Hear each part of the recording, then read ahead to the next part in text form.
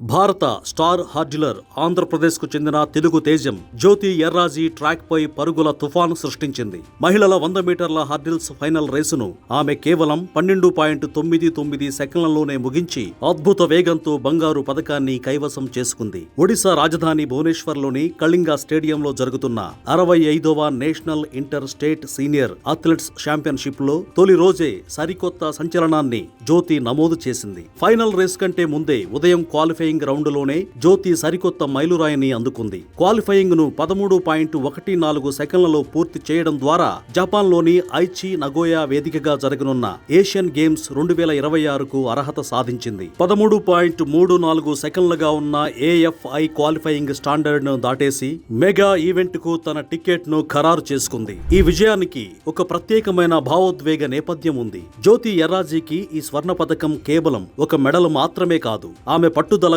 ఆత్మవిశ్వాసానికి నిదర్శనం. సరిగ్గా గతేడాది ఇదే సమయంలో జ్యోతి తీవ్రమైన మోకాలి గాయానికి గురై సర్జరీ చేయించుకుంది. దీనివల్ల ఆమె వరల్డ్ ఛాంపియన్షిప్స్ తో పాటు పలు కీలక అంతర్జాతీయ పోటీలకు దూరమవ్వాల్సి వచ్చింది. గాయం తర్వాత కోలుకుని ట్రాక్ పైకి రావడం, అందులోనూ అడ్డంకులు దాటే హార్డిల్స్ రేస్ ఆడటం మానసికంగా ఎంతో సవాలుతో కూడుకున్నది. వాటన్నింటినీ అధిగమించి దాదాపు ఏడాది విరామం తర్వాత బరిలోకి దిగిన తొలి దేశీ టోర్నీలోనే జ్యోతి 13 సెకన్లలోపు టైమింగ్ తో స్వర్ణం గెలవడం విశేషం.